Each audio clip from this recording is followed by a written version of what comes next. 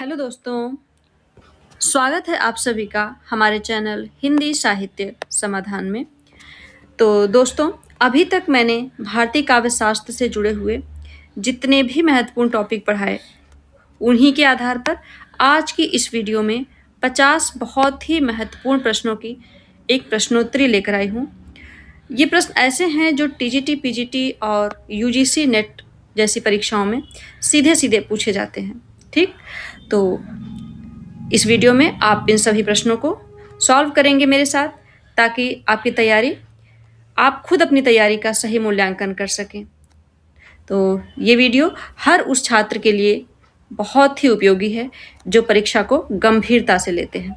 ठीक, तो अगर आपको हमारा यह प्रयास उपयोगी लगे तो वीडियो को लाइक जरूर करें, चैनल को सब्सक्राइब कर लें और इसे अपने दोस्तों के साथ भी शेयर करें।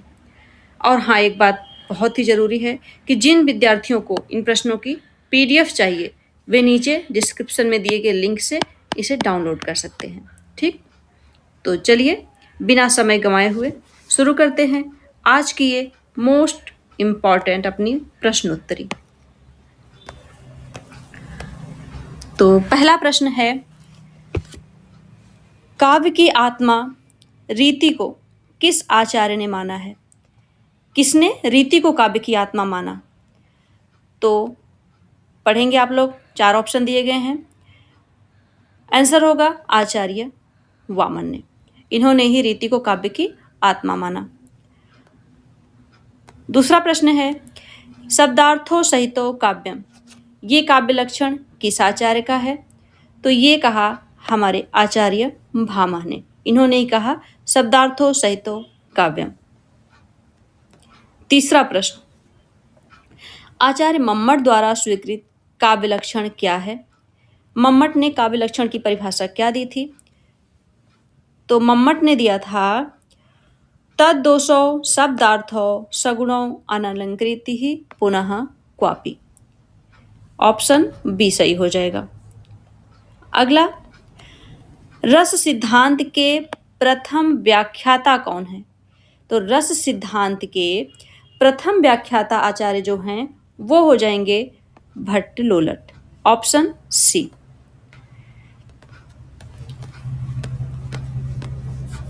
अगला प्रश्न है नंबर 5 कि भरत मुनि ने नाट्यशास्त्र में कितने रसों का वर्णन किया है? तो भरत मुनि ने अपने नाट्यशास्त्र में कितने रस माने हैं? ऑप्शन सी, 8 रस इन्होंने माने हैं। छठे नंबर पे है कि वक्रोक्ति काव्य जीवितम सिद्धांत के प्रणेता कौन है? तो वक्रोक्ति काव्य जीवितम सिद्धांत किसने माना? आचार्य कुंतक ने। आगे, रमणीयार्थ प्रतिपादकः शब्दः काव्यम, ये किस आचार्य का काव्य लक्षण है? तो ये है हमारे पंडित राज जगन्नाथ का। ऑप्शन डी हो जाएगा। वाक्यम रसात्मकम काव्यम, ये कथन किस आचार्य का है? तो वाक्यम रसात्मकम काव्यम कथन कहने वाले हैं आचार्य विश्वनाथ। Option C. इसके बाद 9वें नंबर पे पूछा है कि भरत मुनि के अनुसार संचारी भावों की संख्या कितनी है? कितनी बताएंगे? 10, 8, 33 या फिर 49? तो भरत मुनि ने संचारी भाव की संख्या मानी है 33। ठीक, ऑप्शन सी। ध्वन्यालोक ग्रंथ के रचयिता कौन है? तो ध्वन्यालोक ग्रंथ के रचयिता हैं आनंद वर्धन। Option C. काव्यालंकार सूत्र वृत्ति ग्रंथ किस आचार्य का है? भामह का, दंडी का, उद्भट का या फिर वामन का?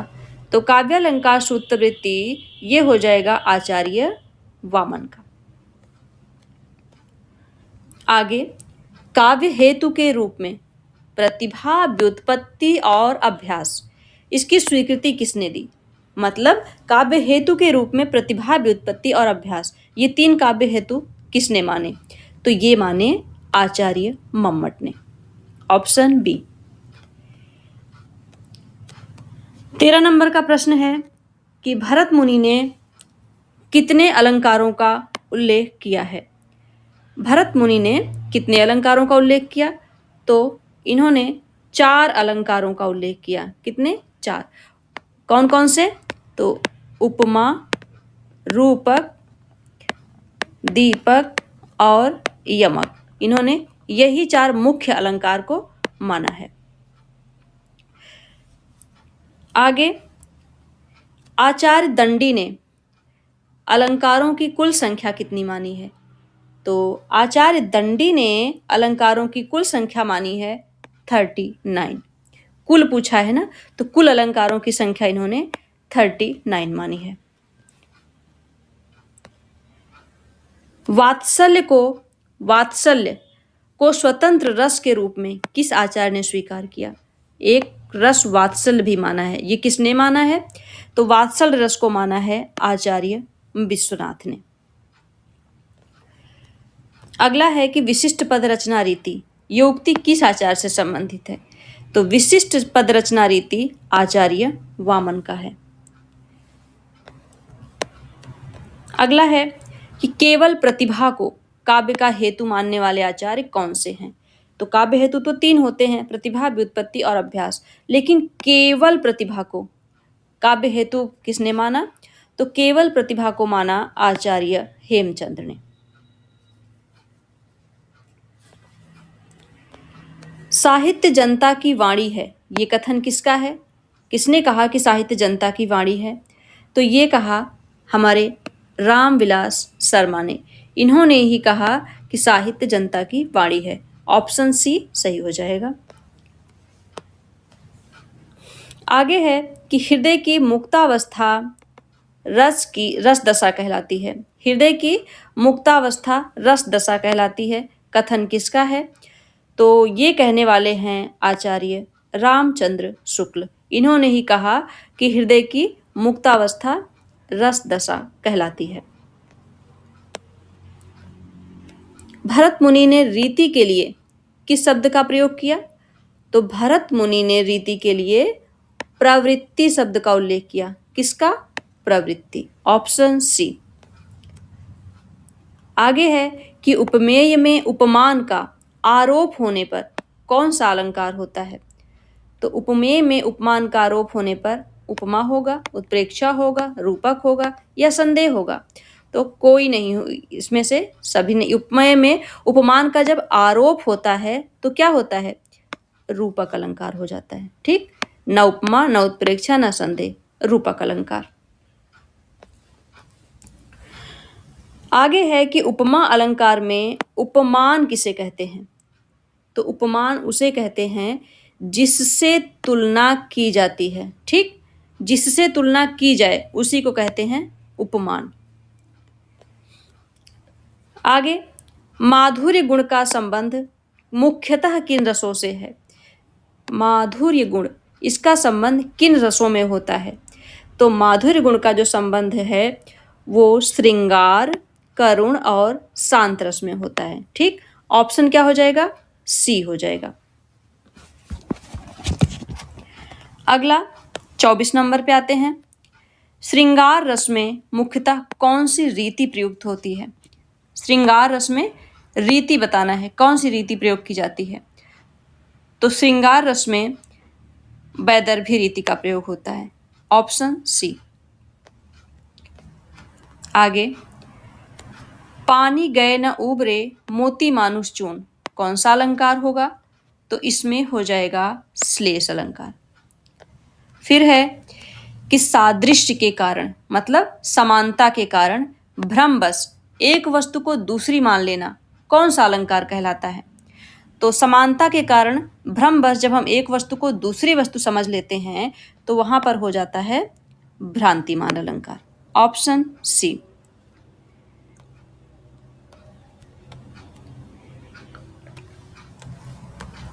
अगला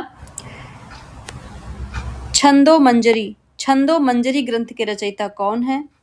तो छंदो मंजरी ग्रंथ के रचयिता हैं गंगादास। Option C. अभिधा उत्तम काव्य है, मध्य लक्षणालीन, ये पंक्ति किस कवि की है? तो ये है हमारे रीतिकालीन कवि जो हैं देव, उन्हीं की पंक्ति है ये कि अविधा उत्तम काव्य है मध्य लक्षणालीन। अगला है विभाव। विभाव के कितने भेद होते हैं? बहुत ही आसान प्रश्न है। विभाव के कितने भेद होते हैं? तो इसके 2 भेद होते हैं। कौन कौन से?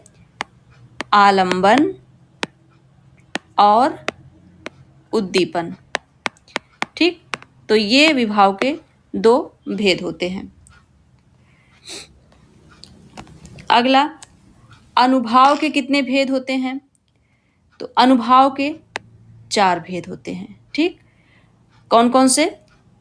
तो वो हो जाता है, पहला कायिक, दूसरा सात्विक और वाचिक और आहार्य। ठीक, ये अनुभाव के 4 भेद हैं।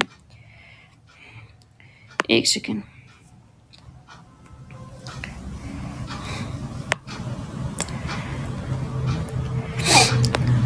आते हैं 31 नंबर के प्रश्न पर। साधारणीकरण के प्रवर्तक आचार्य कौन है? तो साधारणीकरण के जो प्रवर्तक आचार्य हैं वो हैं भट्टनायक।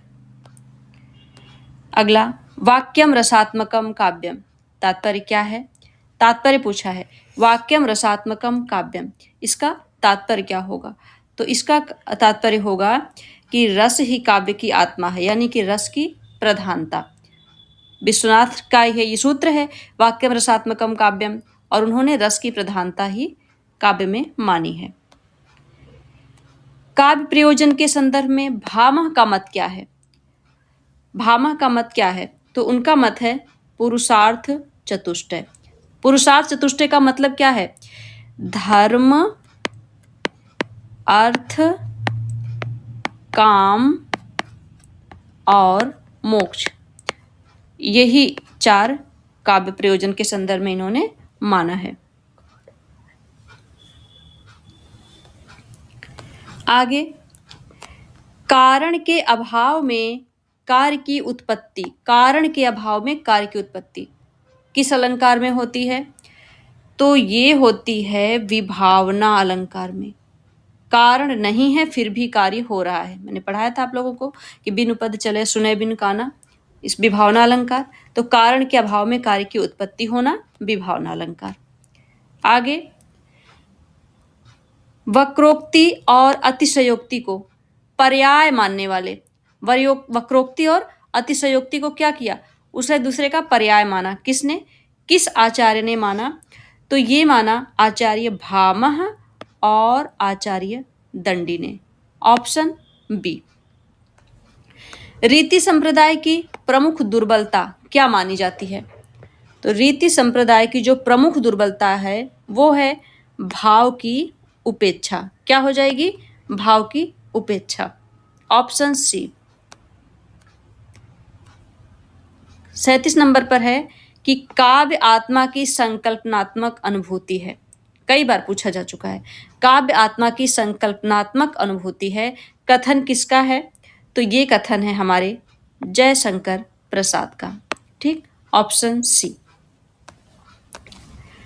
आगे, आचार्य मम्मट ने कितने काव्य गुण स्वीकार किए?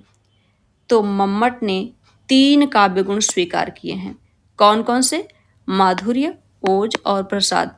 ये 3 गुण तो पता ही हैं सबको, यही 3 गुण फेमस हैं और यही 3 गुण मम्मट ने माने हैं, माधुर्य, ओज और प्रसाद। आगे है कि प्रबंध काव्य को भाविक अलंकार किसने कह दिया? क्या कहा? भाविक अलंकार प्रबंध काव्य को। तो ये कहने वाले हैं आचार्य दंडी। अगला प्रश्न है कि आचार्य दंडी ने समस्त वाङ्मय को कितने भागों में बांटा है? दंडी ने समस्त वाङ्मय को कितने भागों में बांटा? तो 2 भागों में। अगला, भट्टलोलट के सिद्धांत का दार्शनिक आधार क्या है? भट्टलोलट के सिद्धांत का दार्शनिक आधार, तो इनका दार्शनिक आधार है मीमांसा दर्शन। ठीक, क्योंकि शैव दर्शन तो उनका हो जाएगा, उनका अभिनव गुप्त का, सांख्य दर्शन भट्टनायक का और न्याय दर्शन शंकुक का। तो मीमांसा दर्शन किसका है? ये ही हो जाएगा भट्ट लोलट का। शंकुक का अनुमितिवाद किस दर्शन पर आधारित है? सांख्य पर, शैव पर, न्याय पर या वेदांत पर? तो अभी बताया कि शंकुक का अनुमितिवाद जो है वो न्याय पर आधारित है, न्याय दर्शन पर। Option C. भट्टनायक के भोगवाद का दार्शनिक आधार क्या है? तो इनके भोगवाद का जो दार्शनिक आधार है वो है सांख्य दर्शन। ठीक, ऑप्शन डी। अभिनव गुप्त के अभिव्यक्तिवाद का आधार कौन सा दर्शन है? तो अभिनव गुप्त के अभिव्यक्तिवाद का जो आधार दर्शन है वो है शैव दर्शन। Option B. अगला प्रश्न है, ये भी मोस्ट इंपॉर्टेंट प्रश्न है, इसको जरूर ध्यान देंगे। साधारणीकरण के संदर्भ में शुक्ल का मत क्या है? तो साधारणीकरण के संदर्भ में शुक्ल का मत है आलंबनत्व धर्म। इन्होंने आलंबन धर्म को ही साधारणीकरण का मूल माना है। अगला पूछा है नगेंद्र के अनुसार, डॉक्टर नगेंद्र के अनुसार साधारणीकरण किसका होता है? तो नगेंद्र के अनुसार साधारणीकरण कवि भावना का होता है। ठीक, ऑप्शन बी। आगे है कि रीति को संगठना की संज्ञा किसने दी? संगठना की संज्ञा देने वाले हैं आनंद वर्धन। आगे, नैसर्गिक च प्रतिभा ये कथन किसका है? तो नैसर्गिकी च प्रतिभा कथन कहने वाले हैं आचार्य दंडी। इन्होंने प्रतिभा शास्त्र ज्ञान, इन्होंने क्या करा? प्रतिभा शास्त्र ज्ञान और अभ्यास, ठीक, इन तीनों को काव्य का हेतु माना था। प्रतिभा, शास्त्र ज्ञान और अभ्यास को काव्य हेतु मानने वाले कौन है? दंडी है। और नैसर्गिकी च प्रतिभा कथन भी दंडी का। अगला है कि आचार्य वामन ने कितनी रीतियां मानी हैं? तो वामन ने 3 रीतियां मानी हैं। कौन कौन सी? वैदर्भी, गौड़ी और पांचाली। वैदर्भी, गौड़ी और पांचाली, यही इन्होंने 3 रीतियां मानी हैं। फिर है 50 नंबर का और अंतिम प्रश्न है हमारा इस सेशन का। लाटिया नामक चतुर्थ रीति की उद्भावना किसने की थी? तो लाटिया नामक चतुर्थ रीति की उद्भावना की थी आचार्य रुद्रट ने। ठीक, ऑप्शन हो जाएगा हमारा सी। लाटिया नामक चतुर्थ रीति की उद्भावना की रुद्रट ने। तो यहाँ पर हमारे 50 प्रश्नों की सीरीज ये पूरी होती है। तो ये रहे हमारे पार्ट 1 के 50 सबसे महत्वपूर्ण प्रश्न। अगर आपको ये सीरीज पसंद आई हो तो लाइक, शेयर और सब्सक्राइब करना बिल्कुल ना भूलें। और मैंने ऊपर भी बताया था, फिर से बता देती हूँ आप लोगों को कि अगर आपको इसकी PDF चाहिए तो डिस्क्रिप्शन में जा कर के आप ले सकते हैं। ठीक, तो मिलते हैं अब अगली क्लास में इसका दूसरा पार्ट लेकर के। अभी इसके कुछ प्रश्न और हैं जिसको हम दूसरे पार्ट में कंप्लीट करेंगे और भी ज़्यादा महत्वपूर्ण प्रश्नों के साथ। ठीक, तो मिलते हैं अगली क्लास में। धन्यवाद।